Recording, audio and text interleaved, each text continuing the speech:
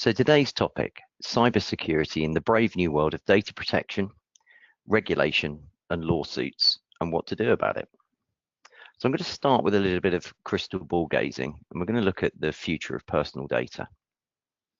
So in 2018, brands spent around about just over $200 billion on advertising. And last year, for the first time, we saw over 50% of this advertising go on digital marketing. This is up from just under 10% only 5 years ago and shows no sign of abating.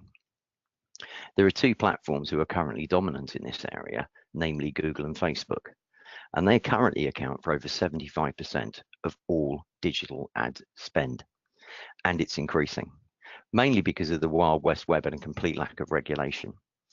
And the problem brands are facing who advertise on these platforms is that they're starting to get caught. They've been getting caught up in all sorts of content that they want little or nothing to do with. So in 2015, we had all the issues around copyright information. In 2016, we had the issues around child porn. In 2017, we had the issues around terrorist and grooming. In 2018, we had hate speech and fake news. And more recently this year, we've had self-harm, including the unfortunate suicide of a young 14-year-old girl. Politicians talk a lot about this, but they don't understand the root causes. Where Facebook and Google have made changes along the lines I mentioned over the previous years, this hasn't been at the threat of regulation or regulators or politicians. This has been purely and simply where currently the power lies, and it lies with the advertisers. When the advertisers turn around and threaten to take tens of billions of dollars worth of advertising away from their platforms, the platforms tend to say, how high do we need to jump, sir? And make a change. The problem we have, though, is without proper regulation, this is just playing whack-a-mole, and it will continue ad infinitum. But it's not just Google and Facebook, and I don't mean to single them out. Everything I look at, everywhere I go, everything I buy, and every site I visit hoovers my data, and in most cases on-sells it to the fairly grey and dirty data broker market. And if I want control over my personal data, I need to go and set privacy settings or preferences everywhere I go, every site I look at, everything I buy, and every site I visit.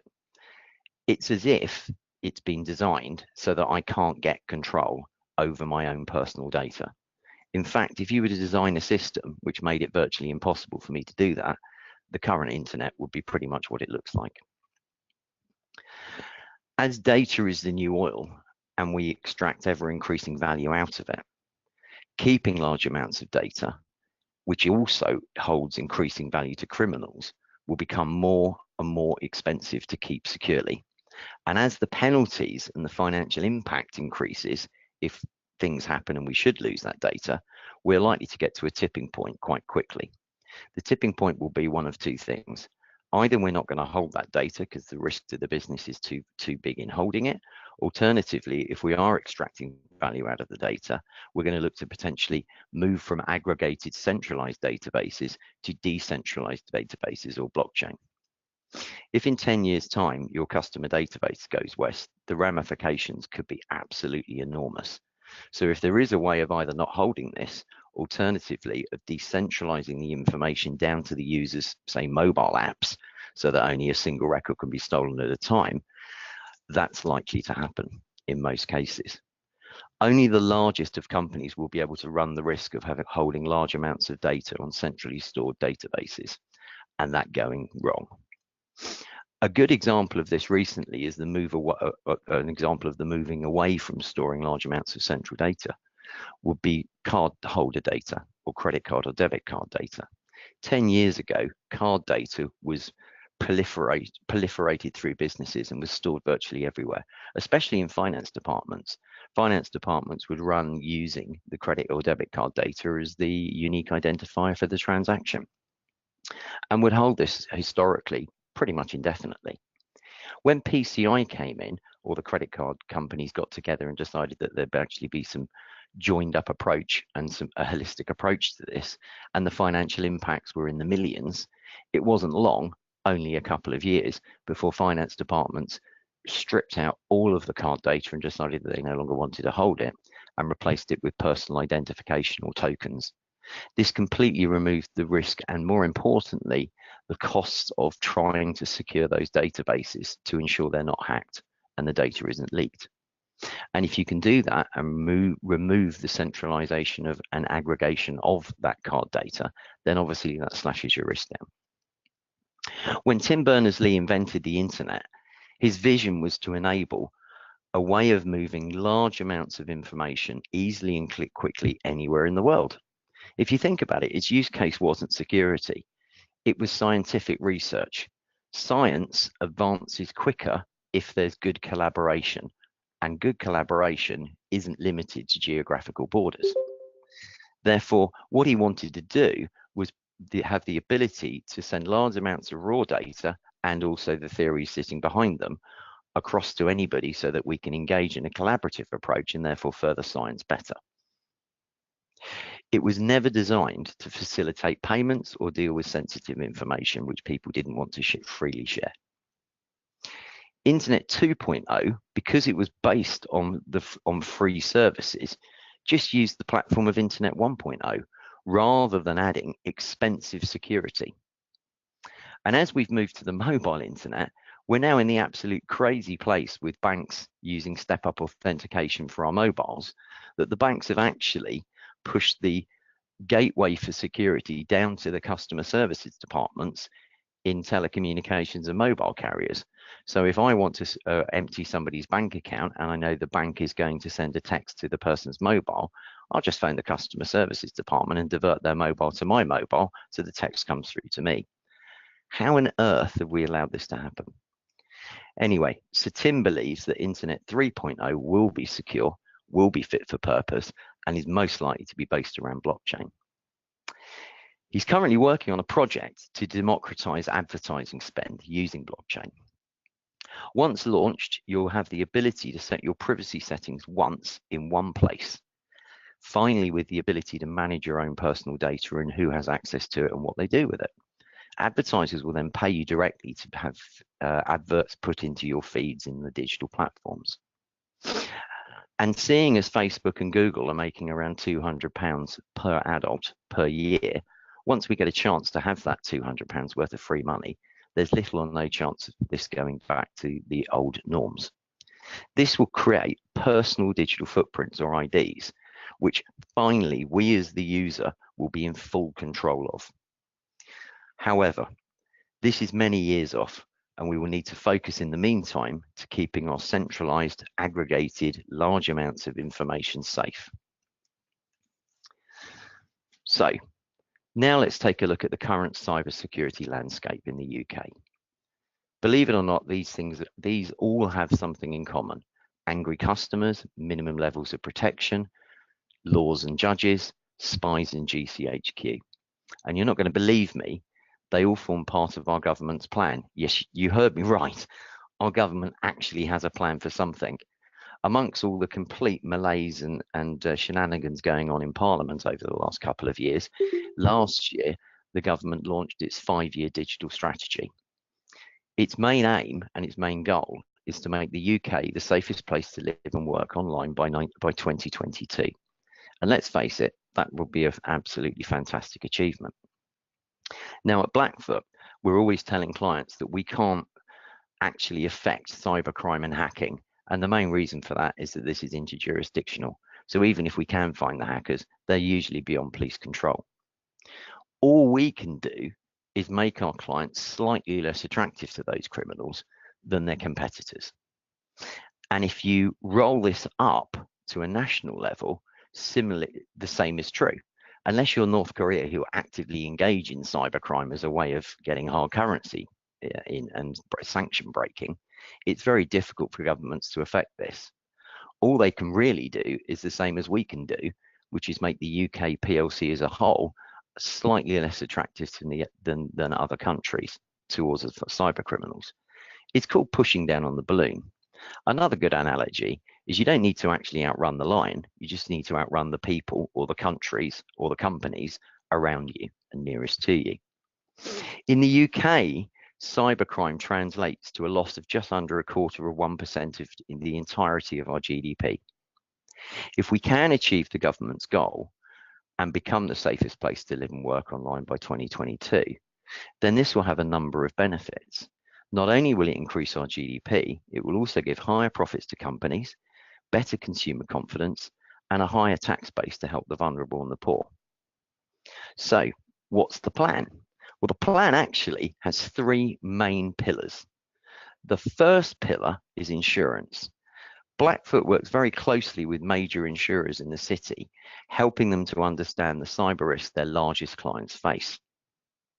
In the US currently, cyber cover for companies stands at around about 85% of all companies in the US have cyber cover. In the UK currently, the rates are just under 8%. Now, this is exactly where it was in the US 3 years ago. And I'm confident by 2022, it's likely UK coverage of cyber cover will be up to US levels at around about 80%. So the first pillar of the government strategy was to set up information sharing between the insurers and government. So this is looking at what actual live claims are going on and what actual live investigations are going on within the insurance company's customers to give far better and far more tailored threat intelligence for UK PLC. Over time, as the increasing rate of take-up of cyber cover becomes almost ubiquitous, we're going to be getting ever more accurate threat intelligence of not just the general cyber threats out there the globe is facing, but actually what is actually causing specific impact to UK businesses currently. And with this far more specific threat intelligence, UK businesses are going to gain increasing competitive advantage over all businesses in other countries without this level of specific country level threat intelligence. The second pillar is regulatory pull. Cyber Essentials to my industry is often compared to ISO 27001, and such is usually discarded as rubbish. However, our industry's missed the point. This was never designed for enterprises as a way to reduce the amount of governance they have.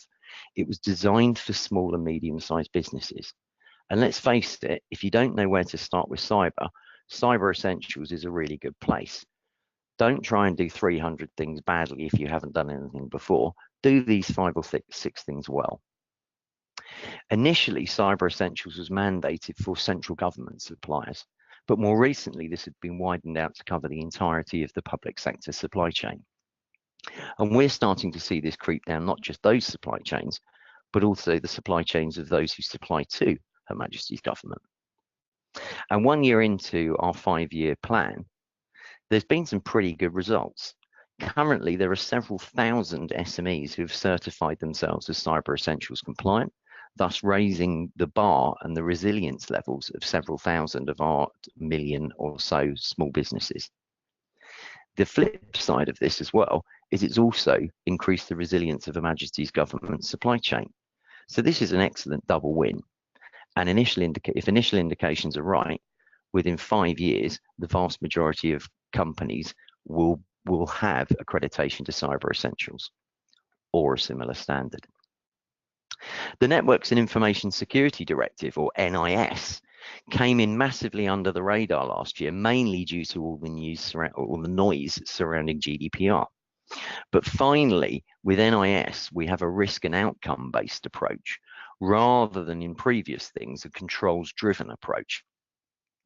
NIS deals with the availability of critical national infrastructure systems, and it's split into 2 parts. Relevant digital service providers, so these are large organizations such as hosting companies or digital platforms, and operators of essential services. So these are your more formal critical national infrastructure people. So it's things like planes, trains and airports, gas, electricity, and nuclear. And because this is looking at availability, part of the annual compliance process for operators of essential services is that they need to go cap in hand and report to the National Cybersecurity Centre. And you're not going to want to report non-compliance. You're going to want to get this right, because if you don't comply or you suffer a serious outage through a lack of compliance, you can face a fine of up to 4% of your global revenues. So this isn't for losing data. This is just for having services which aren't available. So that is a huge jump. Interestingly enough, unlike every other EU member state, banking hasn't been classified as critical national infrastructure, an operator of essential services, or even a relevant digital service provider in the UK, which to me seems weird, seeing as it was the only industry critical enough to need a bailout to the tune of hundreds of billions of pounds back in 2008. However, I'm sure TSB's Spanish parent is perfectly happy to suck up a paltry £16 million fine from a very friendly FCA regulator for causing chaos to customers when its IT systems failed and people couldn't get access to their money for several weeks. Far better that than facing the wrath of the NCSC and also potentially 4% of their global revenues. However, at the stroke of a pen, Her Majesty's government can include any industry it wants. And a very recent report has shown there's been over 110 outages in the major banks' digital systems over the last 12 months, causing impact to customers. So if that continues and doesn't abate, it's highly likely that the government will write them in as an operator of essential services or relevant digital service providers. So if you haven't had a look at NIS and it doesn't affect you, you're not in an industry which requires it, I strongly advise that you take a look at it. Most of the organizations, in fact, all of the organizations we deal with, feel that at least some of their systems are absolutely critical to their business. And NIS offers an absolutely brilliant approach to ensure the availability of those systems. Finally, the third pillar of the government's plan is consumer push. The ubiquity of social media has given everybody a voice.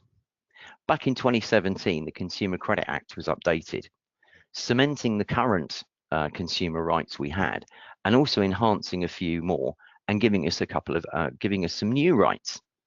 The main new right it gave us was the US style class actions, which it calls group actions. So previously, if 20,000 people had been affected by something, and I was a lawyer wanting to offer a no-win, no-fee settlement, and I could only find 10 affected people, I could only sue on behalf of those 10 people.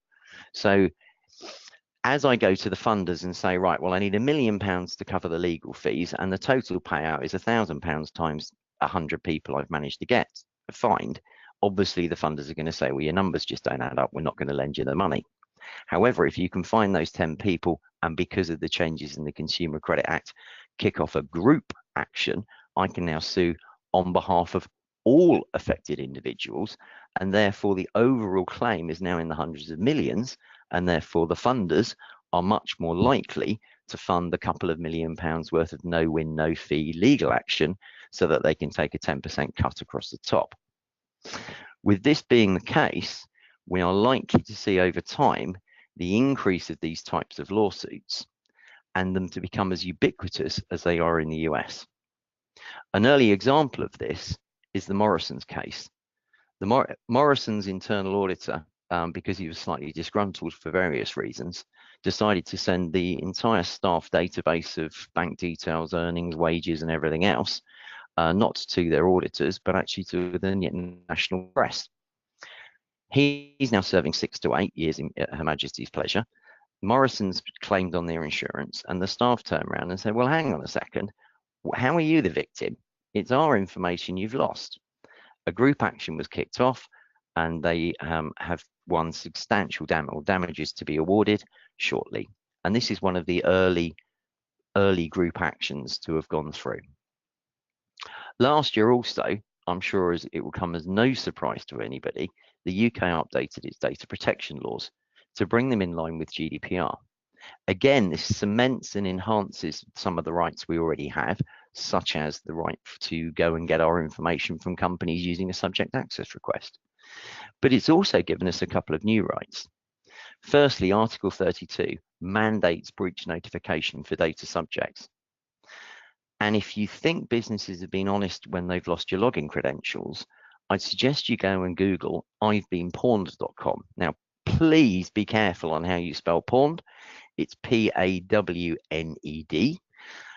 But what you'll see there is you'll see every organization who's lost your login details and I will be highly surprised if that tallies to the amount of organizations who've told you they lost your login details and credentials. So there will be no more hiding places. Also, Article 78 gives us the right to remedy in court for material and, more importantly, non-material damage, something UK judges have historically shied away from. To give you an example of what we mean by material and non-material, if my phone is broken by somebody, then the material damage is the replacement cost of the phone, say £1,000. Non-material damage is me suing them not just for the replacement of the phone, but also, say, several £100s for the distress of having the broken phone in the first place. And under Article 78, now that there is a fundamental right for remedy in both of these, UK judges will have to deal with this face on. These changes will enable a huge consumer push on businesses to raise their game and get it right. Get it wrong, and in future, it could be lawsuits as far as the eye can see. And let's face it, consumer attitudes have changed. Back in 2011, Lush was the victim of the Computer Misuse Act, a crime in this country, which it still is. Cyber criminals broke into its website and stole both personal information and login details of its users, as well as credit card data. Lush put out a statement saying that they'd been hacked. They put out another statement saying that they would love to offer the hacker a job because he's got extraordinarily good skills. The problem is that because he hasn't got the ethics Lush have, they wouldn't employ him. So Lush was playing the victim here. And not only was Lush playing the victim, its customers also believed Lush was a victim. Just look at some of the comments their customers wrote on Twitter at the time.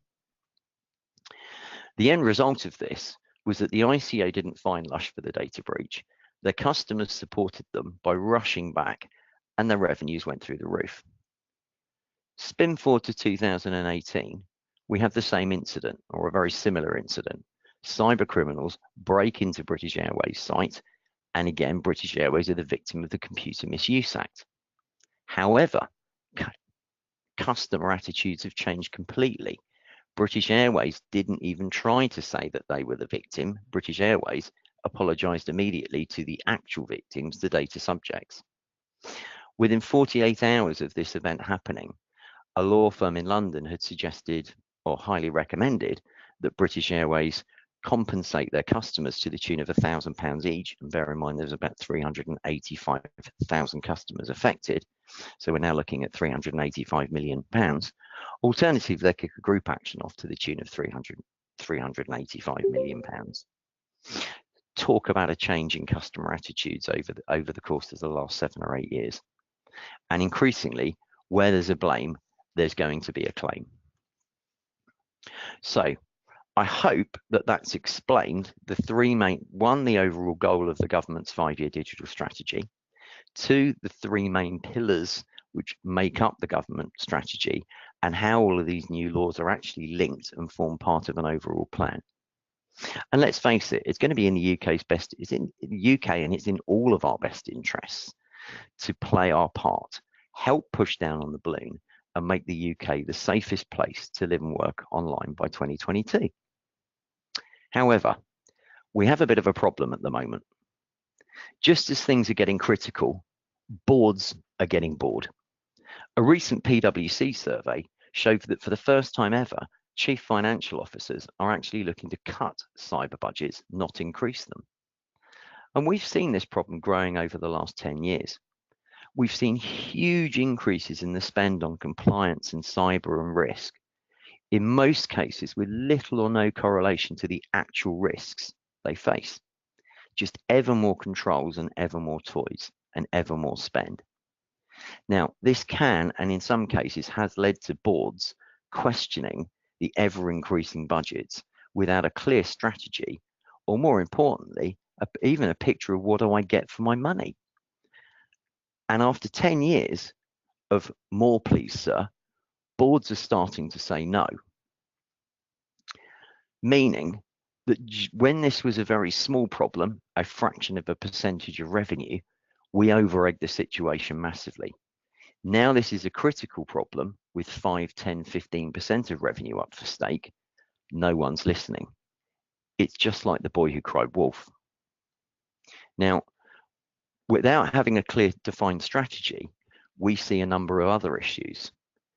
In a lot of organizations, we see GDPR and data protection being run by the legal department. We see credit card compliance and PCI being run by the finance department. We see the risk department owning compliance, and we see InfoSec and InfoSec being owned by IT.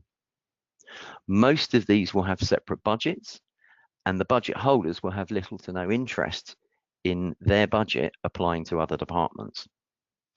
And this can cause two sides of the same coin.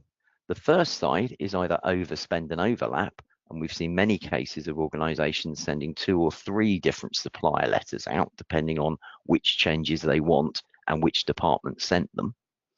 And the flip side of the coin is sometimes you can leave gaps and cracks. And these gaps and cracks can cause issues. It's not that BA and Dixon's Carphone weren't spending millions or tens of millions of pounds on cyber and compliance, but because of a gap and potentially a lack of a joined up approach, they get hacked. So it's no surprise boards are looking to save money, ever increasing budgets, and very, very little to show for it. And I'm still absolutely petrified and worried. Earlier, I mentioned our close ties to the insurance market. This is the most mature industry at dealing with risk. I mean, let's face it, it needs to price risk. And if it gets the pricing of that risk wrong, it pays out. So it's extremely important it gets it right. And there are lessons which can be learned here, which can be passed on to cyber. So this is a picture of the recent fire at the Ocado warehouse in Andover. And believe it or not, the issue Ocado have here isn't the fire. And this isn't actually what they would insure against either. What they need to insure against is a loss of revenue and a loss of revenue from not being able to deliver groceries on time to the people who've ordered them. Now, obviously, having a warehouse burned down is going to be a pretty critical factor in whether you can get those goods out. So they would have worked with their insurers and risk experts to ensure at the design stage that the risks were understood, that the controls were reviewed and put in the most effective way. So an example of that will be a sprinkler. So do I want a sprinkler in the car park? No. Do I want one inside? Yes, but one's probably not enough. So they would work with experts and work out what the optimum number of sprinklers would be. They would then look at, okay, well, what's the overall effectiveness of these sprinklers? Day one, that's fine, but over time, some of them may fail. So they will also put in requirements for testing of the sprinklers on a regular basis and certification and auditing of the sprinklers to ensure ongoing compliance and risk management. But let's face it, you can take all the precautions you want, as Ocado would have done, and there's still a fire. So the insurers work with their customers in a much more holistic way. So they can deal with the prevention of it, but as we've seen, the most preventative stuff can't be prevented 100%. So they also look at dealing with response and recovery. So if the problem I'm trying to address is to ensure that I can continue to deliver the groceries to my customers on time, then I'm going to need to look at response and recovery things should the warehouse burn down. So I'm going to need to look at things like renting additional warehouse spacing, potentially renting temporary refrigeration, hiring a load of staff or hiring a load of contractors to come in and actually do the picking and packing, potentially look at diverting lorries from other warehouses. And all of this would have been put together and worked on with the insurers to offer the maximum amount of protection for the minimum overall spend. So let's take this and use it as an example for looking at and dealing with cyber risks. So here we have what our industry would say, the risk is a ransomware attack. Well, a ransomware attack isn't the problem. The problem, if you go to the other end, is if my systems aren't available, my staff productivity and revenue will be hit. So what I'm trying to do in the cyber world is the same as I'm trying to do in the real world. I'm trying to avoid as much as possible the issue of my staff not being able to get to the systems they required to do their job, and therefore potentially the hit on productivity and revenue. So we can potentially work that out. If it's 10,000 staff and £10 an hour and it's down for an hour, then you've got a fairly easy calculation. So from there we can track back, and we can look at, out of all the possible things we could do, because obviously we can't spend more money than the risk, what are the minimum amounts of effective controls required to give the maximum amount of prevention of this happening? And also, if it does happen, give us the maximum amount of ability to respond and recover. Now that can all be calculated and tracked back to the start, which is a ransomware attack. The problem with looking at this in isolation is a lot of these controls will also have a beneficial effect on other potential risks and threats. So to do this properly, you actually need to roll this up. And by rolling this up and looking at all the threats, you can start to build effective governance, which is building on an actionable strategy aligned with the business culture. And at Blackfoot, we believe that includes things like IT risk management frameworks, risk assessments, policy standard procedures and processes, cybersecurity strategies, control frameworks, and control assurance. That gives us our theoretical risk. But actually, because of limited resources, we probably need to test this out in the real world. So we use cyber scorecards, which basically show how hackers, what the areas which are most vulnerable and most likely to be the egress points and ingress points for cyber attacks. And therefore, we can do a number of things. First of all, we can explain very clearly to budget holders where the issues are, where the money needs to be spent, and what the difference and how to track it and how that we measure performance. Now, a couple of years ago, we won an Industry Excellence Award for the process we take organizations through to protect their people. Because at Blackfoot, we believe in simplifying cybersecurity. And actually, there's only really 4 things you need to do to protect your business. You need to protect your employees and your staff or your people. And that turns them from your first line of attack to your best line of defense. You need to protect your systems, your applications, and your information. And if you do that little lot, you're going to be pretty secure.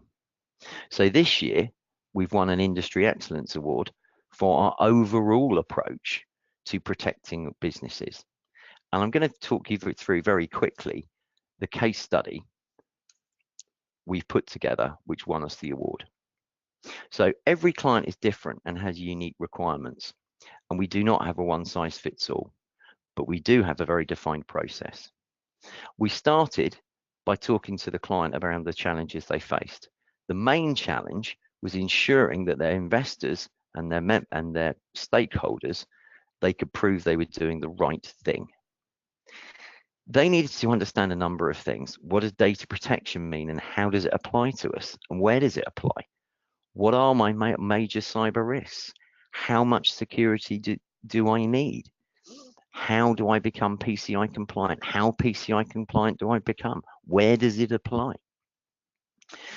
They also wanted, as in the real world, the maximum amount of protection for the minimum amount of spend. So once we'd understood the risks and the compliance obligations they faced, we were able to build a long-term plan and build a strategy aligned to the business goals. And this we would give the ability to implement and mature controls to ensure the management of cyber risk and compliance for the maximum amount of protection for the minimum amount of spend. So we started, once the plan was agreed, by implementing and maturing a governance function, including key performance indicators and key risk indicating reporting.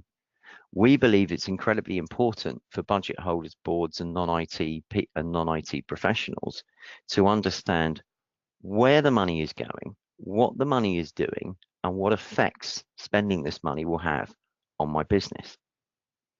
We then implemented and matured and rewrote their policies and procedures to better fit the business's culture, and implemented wider range of staff and awareness training to ensure that staff understood both what these changes and new procedures were, and more importantly, the importance and the reasons behind why they were being asked in some cases to change the way they worked. We also implemented supply chain management, as this is an increasing risk for organisations who are reliant on outsourced partners. Technical assurance program was put in place to ensure that the systems and the applications were secure and security was maintained over time. And new architecture, new technology, and new applications, we implemented a change process to both ensure security and privacy by design and reduce the risk and, more importantly, the compliance and controls overheads required once launched to ensure security. We're about 15 months into the 3-year contract or 3-year partnership with this client. And so far, we've achieved some pretty good results. The governance framework is in place, and this includes a full GDPR framework, and their accountability measures and evidence are growing. PCI compliance was slashed from their original plans before they met us of a 3-year time frame, just to down to just 12 months. We also were able to slash 2 million off their capex for their PCI project and shave 400,000 a year off ongoing operational expenses through the reduction in controls through scope reduction. More importantly, by the use of and the implementation of tokens and e-wallets, we were able to reduce the amount of cards being taken annually by over 70%. The results, we have a very happy client who can very happily inform his stakeholders that they are doing the right thing, and he can sleep at night. So hopefully today I've shown you the future of personal data, our government's plan around ensuring the UK is the safest place to live and work by 2022, some of the issues we're seeing in the industry currently and growing, how insurance does it, and how Blackfoot has taken that mature process and turned it into an award-winning solution. So thank you very much for your time today. Hopefully that's been informative, educational, and in some cases a little bit entertaining. And I believe we've had some questions come in during the talk. So I'm going to hand back over to Stephen. Stephen, do you want to start off with the first question? Yeah, so thank you very much for those who've sent questions in. It's not too late to do so. If you have any questions, then please address them to me via the chat function. But in the meantime, Matthew, I've got a few questions here for you. So I'll start with the first one. And that was, what direct assistance can businesses expect from the UK government? For example, are there any strategies to support businesses in defending against criminals setting up websites impersonating a business? Okay, that's a really good question. So I'll answer that in 2 parts. So the overall assistance to business, absolutely. We're going to start seeing the National Cybersecurity Centre push out quite a lot of threat intelligence. It's started to happen, but it's not very targeted. And that will increase over time, giving businesses assistance on actual issues. Specifically around fraudulent websites, I don't think the government is looking to do anything on that. However, if you'd like to talk to me afterwards or send me a personal email, the digital footprint and the cyber scorecards I mentioned earlier actually look for fraudulent domains. So this is commercially available, and if you are worried about people setting up domains which are purporting to be yourself, then we actually, a part of the service we run under our total protection includes the ability to find fraudulent sites and the advice as to how to take them down. Okay, the next question I have for you, Matthew, is we've logged more incidents already in 2019 than in the whole of 2018 and contacted the City of London Police in some cases, only to be told that they will log the incident but do nothing else. Are there plans to increase capacity to investigate cybercrime and fraud? Okay. Firstly, I'm really pleased to hear you've had more incidents reported in the first 3 months of this year and the entirety of last year. It sounds like whatever awareness you're putting into your staff is causing that increase. So that's great to hear in a way, and probably shows the lack of engagement staff had prior to any training, which meant that they didn't understand what incidents were or how to report them. With regards to the police side of things, again, I mentioned earlier in the talk, part of the problem at the moment is even if we can tell the police who did it, a lot of these times, a lot of these people are out of jurisdiction. So even if we can tell them which hacker, which Russian or Chinese or foreign hacker did it, it's past jurisdiction and they can't get them over anyway. And if you're looking at increasing police numbers and police time spent on this, no, absolutely not. The plan is to reduce the amount of incidents happening in the UK over the next 4 years, therefore reducing the amount of burden on the police. Okay. The next question was, you talked about personal digital IDs. What time frame do you see this happening in? Mm-hmm. Okay, yeah, so pretty quickly actually, but with a caveat. So we're going to start to see this sort of stuff come out, I think, in the next 18 months, 2 years. The problem is, until there's a winner and there's a bit of ubiquity here, you're in a bit of a chicken and egg situation. So to get a digital platform to agree to use your personal footprint or personal digital ID platform, you're going to need to have a critical mass of users. So we're going to see a bit of a chicken and egg, and that's probably, now that may go viral and be quite quick, another 2 or 3 years, but more likely it's probably 5 or 10 years away. Yeah. How did you justify the amount of spend to the customer in the case study? Oh yeah, we took them around the back and twisted their arm behind them until they agreed.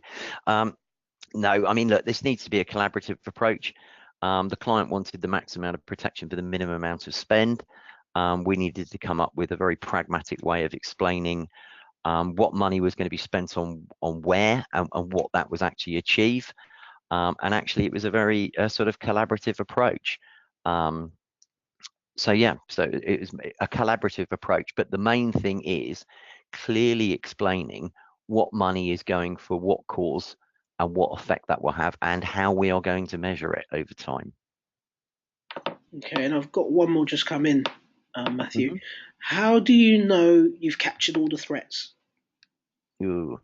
I think you capture all the threats. So in cyber, threats emerge all the time. So you need to think of this as not as a sort of a one-off process or a sort of line in the sand saying, right, well, we've worked out what our threats and risks are, so we're all good. This is an ongoing process and needs to evolve. With regards all the risks and all the threats, we deal with threats and risks which are outside the appetite of our clients. So there's quite a few threats and risks where the financial impact of something happening is pretty low and the likelihood's pretty low. Therefore, there's probably not a huge reason or desire to spend money on mitigating something a business doesn't really care about. Yeah, so those are the questions that have come in so far, Matthew. What I would say to anyone who may have questions after this webinar is do please reach out to us, and we can answer any questions or any queries that you have. In addition, we'll be putting this webinar on demand across our social media platforms. So on LinkedIn and on Twitter, where you can follow us or get the link to the webinar at Blackfoot_UK.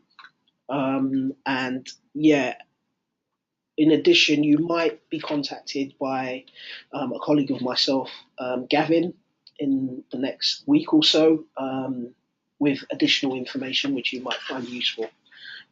Thank you very much. I was going to say, Yeah. Stephen, just as a final note, Yeah. hopefully everyone can still see my screen. I mentioned that we run our theoretical risk against actual risk from a sort of external footprint point of view. So if anybody, any attendee who would like us to run this on their own organization, we're more than happy to do this free of charge for you. And yeah, absolutely, as Stephen said, Gavin will be in touch with you guys over the next week or so to see where you want your scorecards sent. Yeah. So I guess on that note, the final thing to say is really to thank you for the time today. Do look out for future webinars that we may run on a number of different cybersecurity subjects, and expect to see that across your social media in the next few weeks and months. Thank you very much.